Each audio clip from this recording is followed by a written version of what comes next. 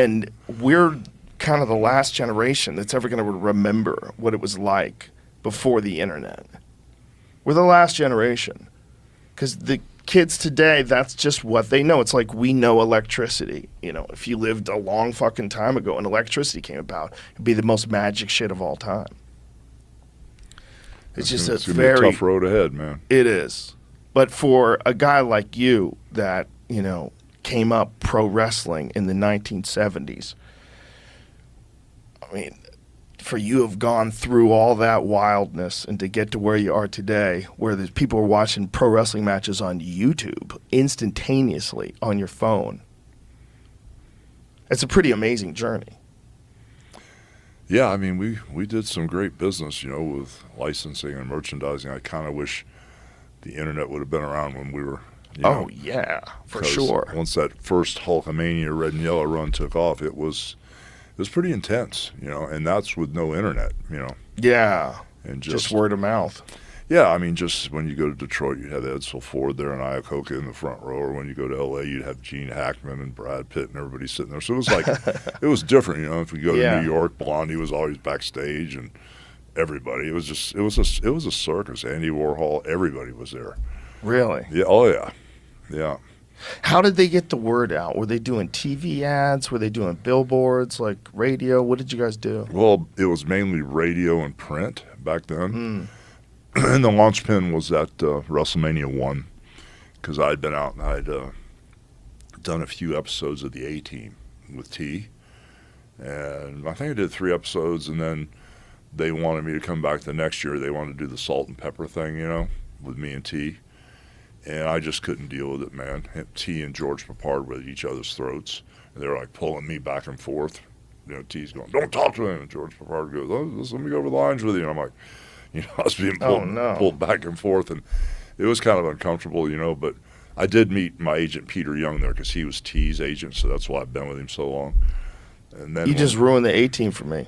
Now I know that George Papard and Mr. T didn't like each other. Oh, dude, they were at it full time. Now I'm so sad. I can't watch old episodes now. Oh, my gosh. I'd be like, oh, who was the dick? Oh, you don't have to say. Oh, I don't know. That was a rude question. I really don't know. I take it back. I pity the fool, whoever it was. I pity the fool. I pity the fool. Stop your jibber jabber. Bro, he was fucking amazing in Rocky 3. Holy shit. Yeah, he was, wasn't he? He was amazing. He was terrifying. Yeah. Hey, woman, since your man ain't got no heart, why don't you come to my apartment tonight and I'll show you a real man. There you go. What? Fuck you. That was a good. great scene. That was good. Him doing the chin-ups, like he was a very convincing killer. Yeah. They did a good job in the ring, man, at WrestleMania 1. I had a little bit of a problem with Piper and Orndorff back then, but they ended up being cool about it. They wanted to kill him. Who wanted to kill him? Piper, Roddy Piper and Paul Orndorff, the 2 guys we wrestled.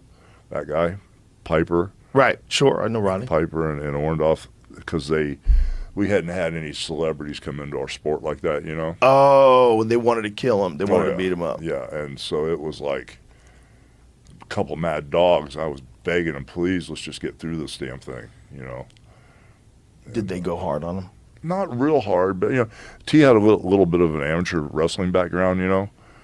The problem is when you're out there, you could do all the cardio you want, you can do all the working out you want, but something about your nerves will blow you sky high where you can't even get a breath. And I mean, just standing on the apron. Just adrenaline. Just standing on the apron. You know, I knew that he would have a hard time with his nerves once we got out there. And so once he had that first little run at the beginning of the match, and I got back in, I kept watching him on the apron. He was hangdogging, you know. He couldn't get his breath back, and it was just nerves. It wasn't that he wasn't in shape. It was the nerves that got the best of him. But he rallied around, and we did get through that. But it was interesting because he brought a lot to the table, man, a whole lot to the table. Oh, yeah, after Rocky 3, he was a fucking superstar. Dude, he was a major star from that A-Team and Rocky. He was on fire. Yeah. Yeah, and he gave me a great rub, man. Me rubbing up against him made me a bigger star. Yeah, I'm sure. Yeah, he was quite a character back in his day. There was always some talk about whether or not, like, I mean, I might be misremembering it. Like, he never talked about like having pro fights or anything, did he? Was there ever anybody made big offers for him? Mr. T? Yeah. No. Why did I think there was something? I'm probably misremembering this. There was something after Rocky III where they were trying to get him to actually fight. I know he started out as a bodyguard in Chicago. He was very convincing in Rocky III. He Yeah. was fucking terrifying. He was Yeah. so shredded too. Yeah, that was great. The A-Team was such a weird show. You know, those guys driving around in a van, like solving problems. I've got a bar in Clearwater Beach called Hogan's Hangout. Right, Monday nights are monster nights because we have karaoke there. Right, and I've got a Mr. T guy. The kid's about 6'2". He's got all the jewelry on. Of course, it's not the real stuff, and he's got the mohawk. He looks a lot like T, and he drives the van. He's got the gray van with the red wing on the side. He drives the A-Team van. I mean, you could see him at the Bucks games, at the Rays games. They've always got him on camera, but That's a weird thing to stick with. yeah, well, he's sticking with it, man. It works for him. That's hilarious. But he comes to our karaoke, and it's kind of funny when he walks in. The place goes crazy.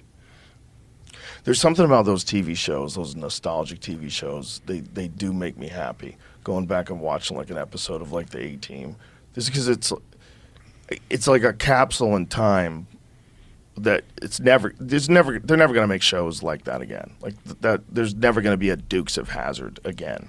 You know, there's never going to be any of those shows. Like what you're watching is like a weird peek into a time before there was an internet, and where people were just a little goofier. They were just a little goofier. They didn't need their entertainment to be so multi-layered. It didn't have to be Stranger Things. Oh, what's that? What show's this? It's the 18. Is this you in the 18th? Oh, my God. Are you okay? Yeah. You got a nail in Hulkster. Oh, my gosh. Yeah, fine. Can you find out what year that was? Look at you. I can actually run. Come on, man. And there's the van. Oh, no. I'm sure they'll be all right. Yeah, but what's worse, them catching them or them not catching them? Like even the acting. Yeah. They're acting like someone pretending to be acting. Yeah. I think it's the directing. Like, how do you see that and go, that's it, let's move on? They're all on coke. Yeah. Jeez. Hollywood was all on coke back then. Yeah. Budget restrictions.